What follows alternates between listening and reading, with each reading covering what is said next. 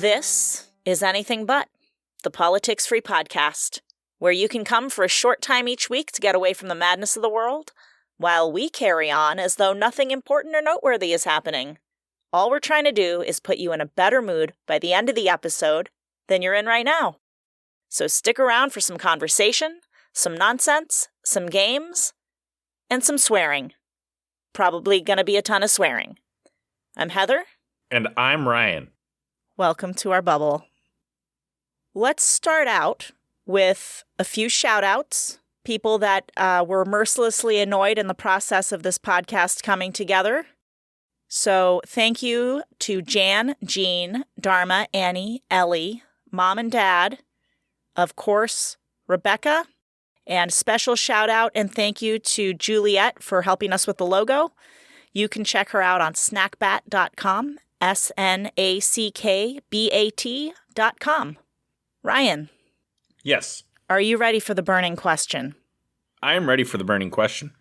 This is the burning question. The burning question, by the way, is just a random question I'm dying to ask Ryan that I thought of throughout the course of the week. What is the longest you've ever gone before you finally got a joke? I want to say many, many years, and I know what joke it is. Oh, please tell me. So, Dad used to tell me this story of, I'm sure he's told you this story too, but it's his surfing story where he was laying on his surfboard one day and fell off, and there was like a great white swimming underneath him, and he said he made like Jesus and walked on water. And I always took that literally and thought that Dad could walk on water. And so I would tell all my friends that my dad could walk on water. And of course, nobody believed me. And it wasn't until Rebecca and I started dating and, started learning about Christianity, because her family's pretty Christian, that I learned that apparently Jesus could walk on water. And I was like, oh, he couldn't walk on water. Dad's not Jesus. I just realized. That is a pretty good one. And I will tell you mine. Number of years. I finally got this joke a week ago, which is why I thought of asking you this question. And it's sort of a pun, like a play on words that Granny said to me. I must have been about 6 years old at the time, helping her with the gardening. Mm. And she had these pansies. Do you know what a pansy looks like? Maybe. I might. Just Google it. It looks like the face of a monkey. Oh. Huh. I guess I don't really see the monkey, but sure, we'll roll with that. You don't? No. All right, well, I need to look. That doesn't just look like a bunch of faces of monkeys staring at you to you? Listen, we're getting sidetracked. Here's the point. I was looking at these pansies, and I was like, they look like monkey faces. To me, I guess. Apparently, I'm the only person in the entire world that has this opinion of pansies. And she said, yeah, they're chimpanzees. Last week, I was like, I just got that joke. How many years is that ago? Almost 35 years ago. It's a long time. I finally get the joke.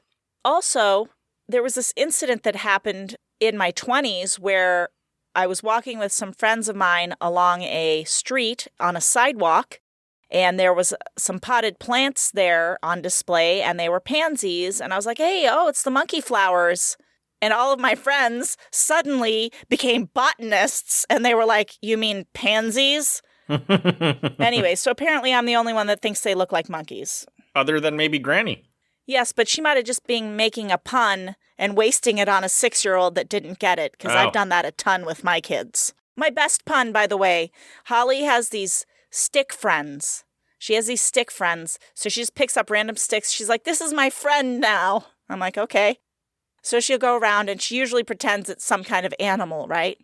Mm. So she hops onto one stick one day, and she's riding it around like it's a horse, and I, in a moment of pure genius, was like, you're a fantastic stickwestrian. Wasted. That's good stuff. Okay. Now it's time for conversation starters. Okay. Here's the question. When did you last cry, and what made you cry? I don't know, like not long ago. Maybe like 3-4 months ago, and it was work-related. Stress and such from work. Feeling underappreciated. Well, I feel you on that. You want to know when I last cried? Yes, tell me. Okay, first of all, I cry quite easily. Same. Not necessarily about things that hardships or like frustrations of life, but like happy reunited videos or like puppies being saved or like, emotional things that I'm looking at from a distance. Weddings, total strangers' funerals. I will sob at all of these things, right? Yeah. So the last time I cried was at a Subaru commercial, and it was just a very happy family all together. And then it was like, love, it's what makes a Subaru. And I was like, it is what makes a Subaru a Subaru. I want a Subaru. Why do I have a Mazda? Legitimately, I think that I had not slept much at the point in time when I was watching this commercial, but they do get me in the fields, those Subaru guys. Next question. Do you look forward to getting older? Why or why not? Yes. Mostly yes. I will say mostly yes, and no for one particular reason. No, because I really don't like all the body aches and shit that comes along with getting old. Because as I get older, I've noticed that there is not a single day that goes by where I do not feel 100%. There's always like a crick or an ache or something going on in the body that draws my attention to it. That's the only downside. Yeah. To being old, but, I look forward to being able to retire, not have, I have like a pretty decent pension. So, at some point I'm going to be able to retire and do other things. I look forward to having grandkids. I feel like there's my kids, they're, I got a teenager and, one that's almost a teenager. And there's a lot of things that I couldn't do with them, when they were younger because of work. And I'll have those opportunities with grandkids. So, I don't know. Absolutely. You'll also have the opportunity to get your grandkids all the loud, obnoxious toys you never got your children. Yeah. I'm looking forward to that. It's called vengeance. But yeah, I agree. I don't look forward to the physical part of getting older, but I kind of don't look forward to the seemingly attendant aches and pains. Yeah. And I know I'm going to be sad at times about the wrinkles and things, but I have accepted that as an obvious inevitability. It's going to happen. And then you can get away with more stuff when you're older. You know what I mean? The very young and the very old get away with anything. So I'm looking forward to just farting everywhere I walk all day long. Nobody cares. I don't have to hold it into the point of total pain anymore. Okay, that brings up another question. Uh-huh. When people fart around you, do you get, like, super upset about it? Do you make a big deal out of it? No. I tend to act like I haven't noticed it all. Because here's why. Because whoever did it, I just feel like is already embarrassed enough without having to draw attention to it. So I did this workout program last year sometime, but it required me having to change my diet completely. And so I was like loading up on protein. Like I was eating a lot of protein. And so I got what was known as the protein farts. And it seemed like I was the only person at this gym that was having that issue because I was farting constantly. And it's like, it was like a CrossFit style workout. So you're all working out together and I couldn't help it. Like I had to just let them rip, you know? And then you'd start hearing people freaking out over this fart and I would just stay silent because what am I going to do, right? So the guy that runs the gym, like I went up to him, I was like, dude, like seriously, like This diet is screwing me up, man. I am farting constantly. Like, all the complaints that you're hearing out there because of me. And he just starts laughing. He's like, oh, you got the protein farts. And so he's like, yeah, there's not really a lot you can do about it, you know? He's like, just try to take some Beano or Gas X or something and see if that helps. And I was like, all right, dude. So, like, I tried and it didn't help much. And so, like, there was, like, one time where I was, like, bench pressing and, like, as I'm pushing the weights up, like, all of a sudden I ripped ass and the trainer was like, oh my God, who keeps farting? And I just, like... like trying not to lose my shit as I'm pushing this weight up. And I set it down and there was this lady that was like right there, like this older lady. And I was like, it's me. I keep farting. I'm so sorry. And she starts laughing. She's like, it's okay. I used to be a nurse. You know, it's totally natural. Everybody does it. I don't know why people freak out about it. I know. That's my whole thing. Why? Okay, since we're talking about flatulence and things that stink, let's go with this. I will never forget. I used to go into a public restroom and just do what I needed to do with no embarrassment whatsoever. Until one day, I did what I needed to do, and it was loud for a prolonged period of time. And I walked out of the stall, and some random chick was standing there who I can't remember her name now. And she was like, damn, that was loud. Like, at that moment, I was like, I can't fart in a bathroom. So now I have all this like shame connected with it. And I'm like, don't fart audibly in here. And like and it's just so annoying. I look back on that. I never give anyone shit, no pun intended, right, for farting or crapping in a bathroom. Like, if there is anywhere where somebody should not be hassled because they pass gas, it is in a bathroom. That is what it is there for. Thank you for doing that in here instead of doing it in the cafeteria or somewhere else inappropriate, right? Right. Oh, anyways. But yeah, it's just weird. People make this huge deal about it. It's a fart. People fart. Every single person has gas sometimes. Why are we giving people a hard time about it? Definitely. All right, let's move on. Would you rather be completely colorblind or not have a sense of taste? That might be a touchy subject for you. It is. Don't you see that you're making me cry?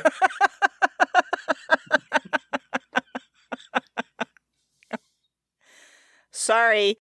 Yeah, well, I mean, being already partially colorblind myself, and I say partially because I can see color, okay? I just don't see color the way other people see color, and it is very evident sometimes when those instances happen.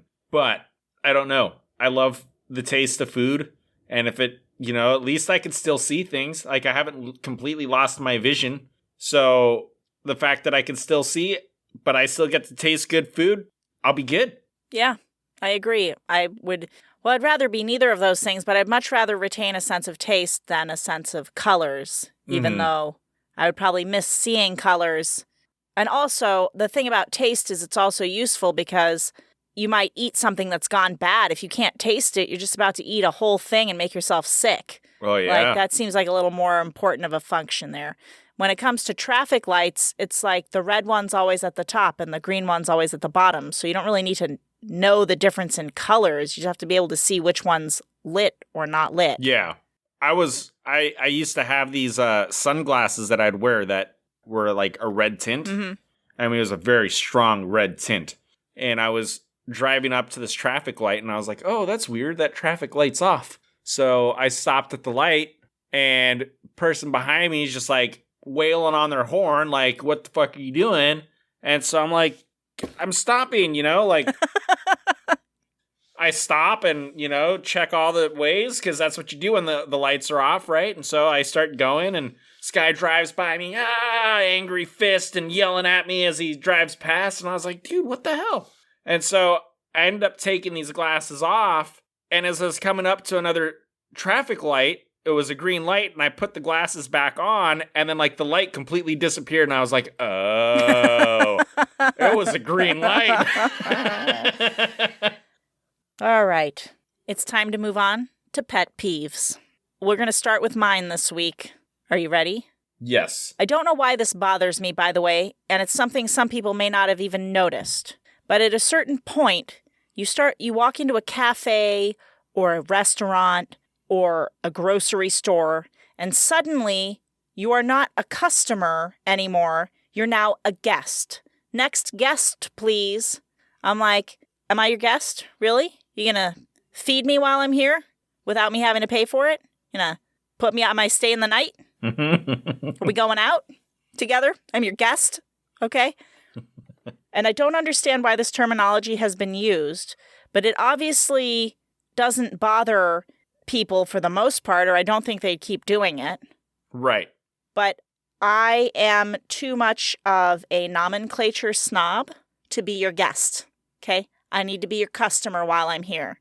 I think we should have a choice. I just walk in and be like, hey, guys, just so you know, I'm a customer. Please don't call me your guest. I'm not going home with you. You're not putting me up for a week and taking me whitewater rafting. Right. I'm not your guest. Yeah.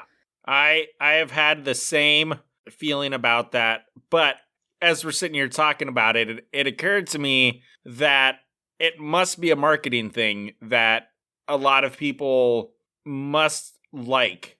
Otherwise, like you said, they wouldn't do it. So, but I'm the same way.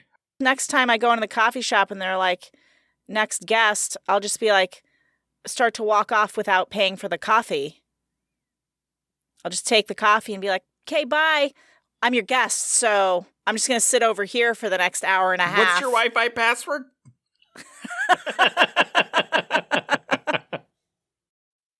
Did you have a pet peeve? I do. My pet peeve is when people insist on walking diagonally across a storefront road rather than perpendicular like there is a crosswalk there. So to be clear... So when they leave the store and they're going into the parking lot, you have your road right in front of the store where people have to stop and wait for pedestrians, and the pedestrian, rather than walking across the street like this... Nobody can see your hand. Rather than walking perpendicular across the street as if there was a crosswalk on the street at a 90-degree angle across the street, they have to walk diagonally across it, which makes them take longer crossing the street. So then I have to wait longer for them to cross the street before I can go. I could see how that would be annoying. And as you were saying that... You realized you do it. Yes, I do that. But I also, then I was like looking back on it, I'm like, I'll go really long and really diagonal if there's no cars. If a car starts to drive up, I'll go from diagonal to shift to straight across to get out of the way. Sure. Or like if there's a car waiting, I'll just go straight across for sure. I won't try to. And I put a little hustle in my step to be polite if there's a car waiting. Yes. I do. Not everybody does that. I feel like some people are like, oh, it's a car. Suddenly, I have a clubfoot I have to drag behind me. Excuse me. I'm going to go as slow as I fucking can. That was a good one. I have a ridiculous secret to share. Do you? Let me check my notes to see if I wrote one down. Because I thought of one. So, I guess it wouldn't so much as be a secret per se, since there's one other person that was involved. But when I was in middle school, I don't think I really had like my own taste in music yet. So if you would look in my CD binder, I'd have like a random assortment of music, mostly of which mom and dad would give me for Christmas. So I'd have like the Beach Boys or like some random CDs in there. 2 random CDs that I had was Ace of Base, the album with the sign on it. Classic. And then I had Hanson's probably one and only CD. But to be specific, just in case they have more than one, is the album with Bop on it. Bop, also classic. Well, as a young child, when people would browse through my CDs on school trips and see that I'd have a Hanson CD, I would get mercilessly made fun of for it. But so my solution was to try and pawn it off on a younger child. And there was this kid who was in lower school, And I happened to be in the gym. I think there was like a game going on at the time. And I was like, hey, do you want a CD? I've got a CD that you can have for free. And he goes, oh, yeah, sure. What is it? And I open up my binder. I'm like, Hanson. You want my Hanson CD? And he goes and he looks at me. He's like, no, Hanson sucks. And then he walked away and I just stood there in shame. All right. Well, here's my ridiculous secret. And this is kind of embarrassing because until way too recently, and I mean way, way too recently, I honestly thought that if I got a star-shaped bubble wand and blew bubbles out of it, that the bubbles would be star-shaped too. Until way too recently was I of this opinion. Until I brought home a star bubble wand. I was like, Holly, look, it's a star-shaped bubble wand. Come on, honey, let's go blow bubbles. She was like, okay, Mom. And then I start to blow out the bubbles. She's like, they're going to be star-shaped. And I'm in my head, I'm like, yeah, they are. They were round. They were spherical, okay? And I was like, yes, that scientifically and logically makes much more sense than them being star-shaped. Don't know why I had that childish fantasy in my mind. And I was like, to my daughter, she's like, oh, they're not star-shaped. I was like, no, well, they wouldn't be star-shaped, honey. Yeah, no, that's not how physics works. Yeah, I knew that. That's funny. Alrighty, well, it is time for Podcast Gamers. I think we should do Fortunately, Unfortunately. So do you want to start the story, or do you want me to start the story? You start the story this time. Okay. Dilbert was relieved to have finally been deposited back down to Earth after his alien abduction. Unfortunately, they put him in a tar pit. Well, he's dead now, so that's the end of the game. I mean, are we... Forget that one. Let's move on. Let's do one-word stories. Pick a word, any word. Joe Was very happy that he took the bus to the Staples to the Staples Center that was far away from his dungeon where he kept his big thing. The thing was old and super decrepit. So he decided to bring it with him to the Staples Center. All of the time he was on drugs. He totally wanted to take more things with the bus. That did not at all go in the direction I was trying to guide it in. Not at all. Anyway, he is totally dead now. The beginning. Huzzah. Well Huzzah. done. Well done. All right. I thought that went quite well. Okay. It is now time for us to go, but we don't want to leave you without some advice or some words of wisdom that hopefully will help you. My advice for you is that when it is pouring rain outside, just go ahead and turn off the sprinklers. You don't need them on in a thunder shower. That advice is based on me seeing somebody's sprinklers on in a thunder shower and thinking what a waste of water that was. On that note, also, if you're going to water your lawn in the middle of summer, do it at nighttime and not during the day so that the sun is not drying up all the water that you're throwing onto your lawn. And at nighttime, it gives it a chance to sink and absorb into the soil. You're welcome. This message was brought to you by the non-gardeners of America. Yes. Until next time. Chowsers! Chowsers! That's an inside joke that only we have, because we lost that part of the recording when I said that. Nobody's gonna get it. It's just gonna be yours and mine.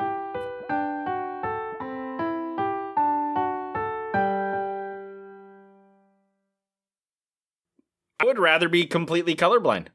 Dits. That's short for ditto. Yeah, no, I got that. You dits. Okay, I did not think that abbreviation through all the way.